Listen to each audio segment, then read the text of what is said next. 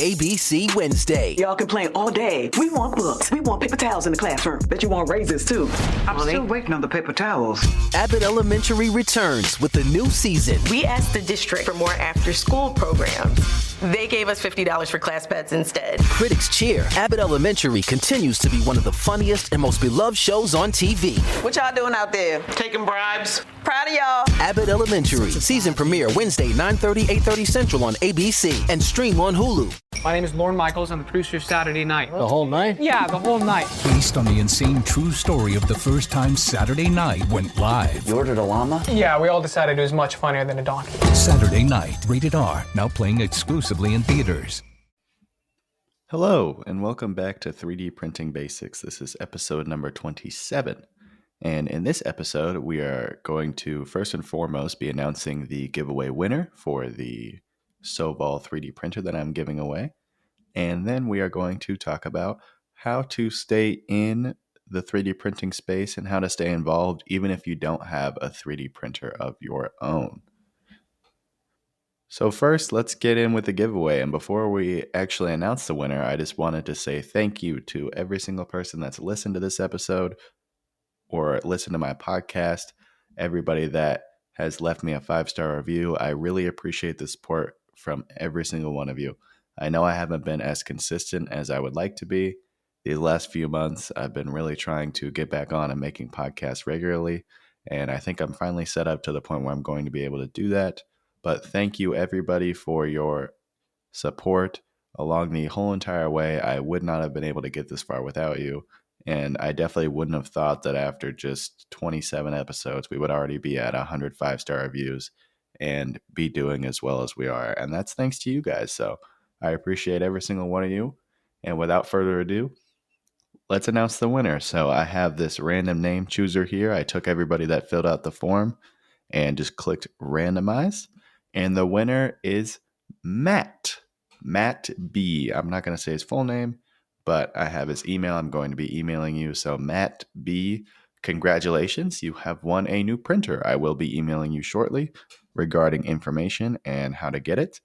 And yeah, so congratulations to you. If you don't respond, then I'm going to pick somebody else, but I sincerely doubt it. I think he definitely will respond because it's a free printer. But thank you, everybody, for participating in the giveaway. It's definitely been my pleasure to be able to do something like this for you guys. I'm really happy that I was able to give away a printer for you guys. And who knows, maybe I'll do something like this in the future again. So without further ado, let's get into the episode. This episode is going to be all about how to stay in the 3D printing space even if you don't have a 3D printer. I got this idea from an email from a person named James. So James, if you're listening, thank you so much for that email. That was a really good idea. He is trying to get a 3D printer, but he is saving up money for it. And he knows that he won't be able to get one for a few months. So he was curious on ways to stay within the 3D printing space while not actually having one of your own 3D printers.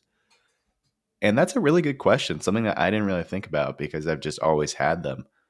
But I would say first and foremost is to check your public library. Public libraries, more often than not, have what is called makerspaces. And these makerspaces have anything from woodworking tools to 3D printing tools. They have laser engravers. They're basically outfitted so that anybody who is less fortunate or can't afford some of these tools can come and use that space for free. So check your local library before you go anywhere else because local libraries are definitely, most of them, if not all of them, have a makerspace of some kind. So please be sure to check that out. And there are also standalone makerspaces. I know that they're trying to pop up more and more around the United States and hopefully around the world. I know Prusa printers in Prague, they have their own makerspace in their own factory, which is super, super cool. I really like that. But makerspaces are on the rise. And what these places are is basically kind of like a workshop that have all these different kinds of tools that people can come in and use for free. So if you say have an idea that you want, but you don't have a 3D printer to make it happen, you can head to these places and you can upload your file and you can print something and you can have something and use 3D printers and get experience with it without having any one of your own. And to start as kind of a live example, I'm going to search up maker spaces near me and see where I can find one. So boom, right here immediately. 10 miles away, Innovation/Makerspace Center. And what this place is, it's at a college. So look around for universities too. I'm sure that's actually a really good point that I didn't even think of. I'm sure colleges and 3D print have makerspaces like that you can look up and head to for free, most likely. I know definitely if you're a student, you can definitely go there for free.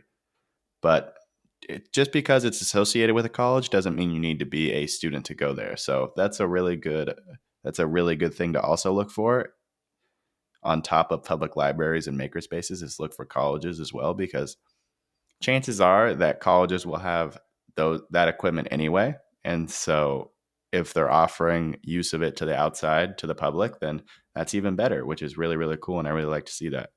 Another thing that you can do that I was definitely drawn to when I first thought of this, or when I first received the email, was to kind of work on the skills outside of actually 3D printing something. Because as I've said in my previous episodes, I've broken down each step basically that goes into 3D printing. And there's a lot that goes into it besides actually 3D printing the part. Mainly, I would say the biggest part besides 3D printing is the design process. So what you can do if you don't have a 3D printer is start teaching yourself a CAD software, either Tinkercad, Fusion 360, SolidWorks. There's hundreds of other CAD softwares out there that you can use.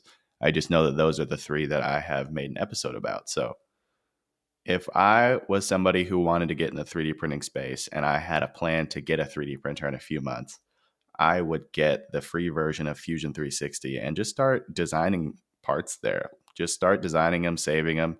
You don't need to print them to work on your craft. So that would be super nice, because then when you have enough money to get a 3D printer, then you can jump right in. You don't need to spend time with it collecting dust while you try to learn the design process, because you've already got the design process down. It's already down. And that's really, really cool. And I like that a lot. So that's definitely a good idea to start with. I would say another thing you can do is just keep doing research on what printer you might want, because I know, especially in a case like mine, when I'm looking around for a 3D printer, with how often new machines and new companies are coming out with 3D printers, the one that you settle on, that you save up for months, by the time you have enough money to get it, there might be another better option out there already. So I would say constantly research and just keep researching and see which 3D printer is the best option for you. In a few months, it might be the same one that you decided on. In a few months, it might be something totally different. So that's something to keep an eye on with this 3D printing space, as things are evolving so rapidly that even in the span of a month or 2 months or 3 months, the whole entire space could be completely changed by that time. So it's just something to keep an eye on. Don't stay stagnant on one piece just because you found it when you did.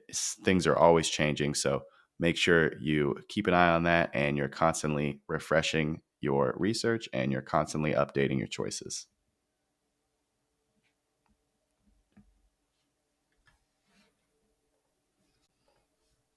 Another thing you can do to stay in the 3D printing community without actually 3D printing anything is, if you really need parts 3D printed and you just can't afford a 3D printer, it's a good idea to check in with some 3D printing services online. Like me, I offer 3D printing services, and there are tons of other companies out there that offer 3D printing services in all parts of the world. All you have to do is upload your file. In my case, you can send me a file, or you can send me a design that you want, and I could design a file for you, and then I could print it for you. And that is one of the easiest ways to get parts 3D printed without a 3D printer. And it's a really good resource. It is definitely more expensive overall than if you had your own 3D printer, but some people are just in the situation where they have a little bit of money and not enough to get a 3D printer, but enough to afford to get their parts 3D printed. And if you really, really need a part to be 3D printed, then that is a good way to go about it. Another option is online communities, for if you want to stay involved in the 3D printing space without actually having a 3D printer. There are hundreds, maybe thousands of subreddits out there on Reddit that are about 3D printing. I know because I've been on a lot of them. I check out a lot of subreddits, especially when I'm searching for new 3D printers to buy. Basically, what I do when I'm looking for 3D printers is I look up the brand that they want, and then I look up the brand that I want, and I type in Reddit.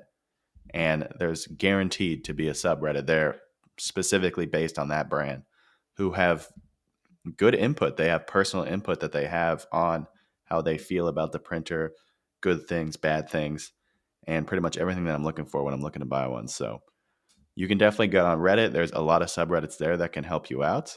And it's definitely a good idea because you can get on Discord too.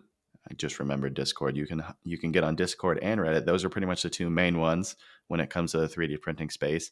And it's just joining the community. The 3D printing community is it's really great. It's one of the main reasons that I got into 3D printing is because the community is so welcoming and it's really good. Almost everything is open source. I just really, really enjoy the community of people that we have in this space. And that's a really good way to connect with other people, other like-minded people. And it's a good way to get involved in the space without actually having a 3D printer of your own. And that's just about everything. I believe I've touched everything that you can get involved with. So that is going to be the end of the episode today. I hope that you enjoyed this episode. If you liked it, be sure to follow my podcast and leave a 5-star review. Maybe once we get to 200 5-star reviews, maybe I'll do another giveaway. Not promising anything, but we'll see what happens. Once again, congratulations to Matt B for winning the 3D printer. I will send you an email containing all the information. Thank you, everybody, so much for listening. I once again appreciate all your support. And I'll talk to you next time.